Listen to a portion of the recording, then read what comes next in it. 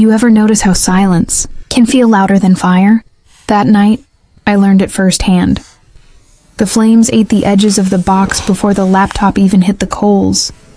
Orange sparks shot upward, licking the night sky like fireworks at a funeral. And in that moment, I didn't scream. I didn't lunge forward, I just watched.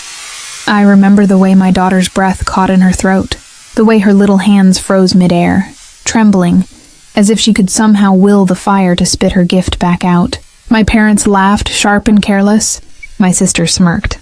Her children clapped like they were watching some carnival trick. And then, my sister leaned back in her chair, her voice dripping with satisfaction. Maybe this will teach her not to be spoiled.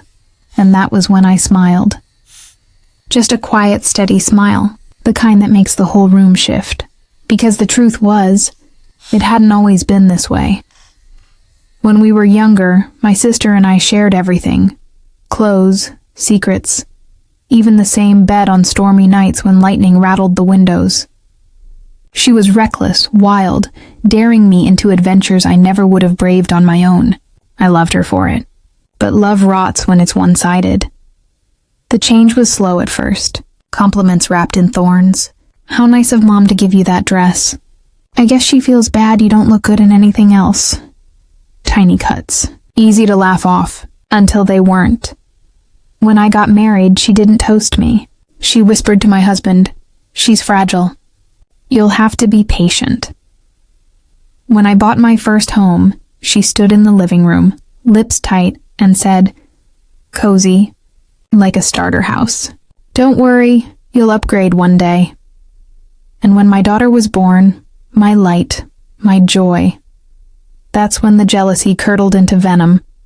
She spoiled her own children rotten, but called mine entitled. And that laptop? It wasn't luxury, it was survival. My daughter is brilliant, sharp, creative, unstoppable. Her old computer was a relic, wheezing through every assignment. So I worked extra shifts, skipped dinners, pinched every dollar. 2,000 saved, every cent earned. The day I brought it home, she hugged me so tight I thought my ribs might crack. She whispered, "I'll make you proud." And she had, until that night. Her cousins dragged it out, laughing like it was some prank, tossing it into the fire while the adults watched. And I didn't give them the scene they wanted. No yelling, no tears, just silence, and silence is heavier than screams. My father shifted in his chair. My mother's laughter trailed off. My sister's smirk faltered. I leaned forward, voice steady. "Do you know what I saved for, while you wasted money on cigarettes and vacations? Do you know what I cut back on, while you drowned in debt for your newest phone?" I gave my daughter something that mattered. Then I turned to her children. "And you? Did you enjoy it? Destroying something you could never earn for yourselves?" Their grins faded.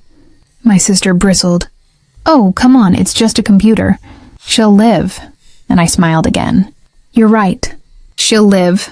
But you?" Revenge didn't come that night in a burst of rage. No, it came the next morning. Cold. Precise. First, the bank. My parents had made me co-signer on a small loan when their medical bills stacked up. They thought I'd forgotten. I hadn't. One call, one signature, and their safety net snapped. Then my sister. For years I'd been her shadow crutch, babysitting, loaning cash, covering emergencies. I opened my phone, pulled up every family group chat, and with deliberate clarity I wrote, "From today forward, I am not available for your needs. Don't call, don't text, don't ask. Send." But I wasn't done. Her kids had left a trail of arrogance online. Screenshots of cheating, videos of stealing, mocking classmates, all public. I didn't invent lies. I didn't need to. I just compiled. And then I shined a light. By the end of the week, the school called. Then the principal, then the police, and suddenly her laughter stopped. 2 weeks later, she stormed into my house, eyes wild, spitting curses. "You ruined my kids' lives." I didn't flinch. No, they ruined their own. I just refused to cover it up like you always have. She trembled. rage bleeding into desperation. You think you're better than me? I stepped closer, my voice low. No, I just stopped letting you drag me down.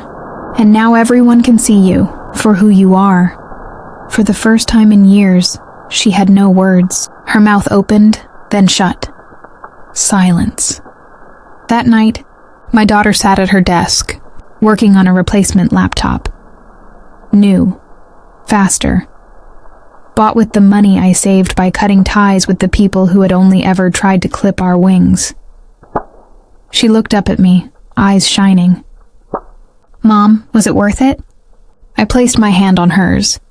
Yes, because now you know, justice doesn't always scream. Sometimes it just smiles. And that smile, the same one I wore as the fire devoured her first gift, was the one that ended it all.